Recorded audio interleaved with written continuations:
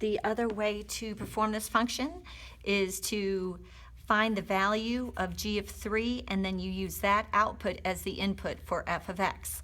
So what is g of 3?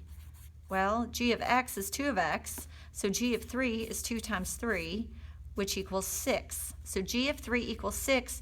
We use that output and we put it in this input. So f of g of 3, or f of 6, is going to be 6 squared minus 4 times 6, 36 minus 24, which equals 12. Which is the same answer. Those are always going to come up with the same answer if you do it correctly, but you can do it either way, and just depends on your personal preference or which one becomes easier for you. The third example is we want to see if f of g of x is the same as g of f of x.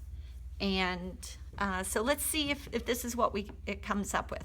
F of g of x would be, remember, we want to write it this way, or at least I do, because I know g of x is the input for that.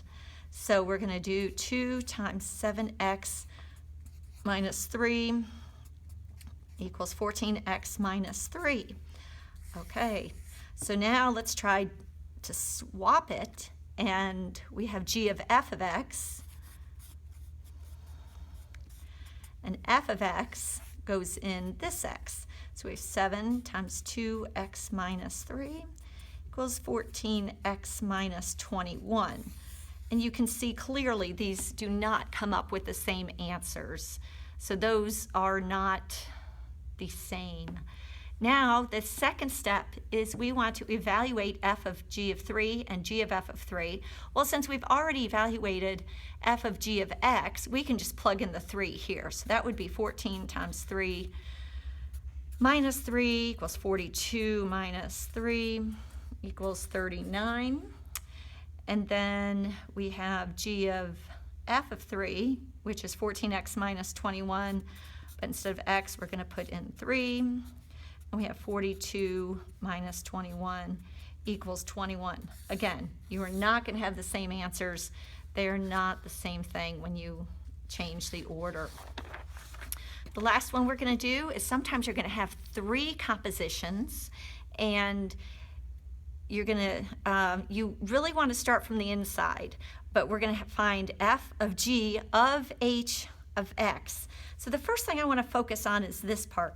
What is g of h of x? Well, we've already been doing this all day long, so we should know how to do g of h of x. We want to take this output and put it in as an input for g of x. So this is just going to be 4x squared minus 5. So now we want to find f of 4x squared minus 5, and we put this in for the x in f of x. So it's negative 2 times 4x squared minus 5, and that equals negative 8x squared plus 10. And that is your answer. So you can do multiple levels of compositions. Just always remember to start on the inside and work your way out. I hope that answers your questions. This can be a confusing topic, but once you get the process down, it should be very easy. So good luck.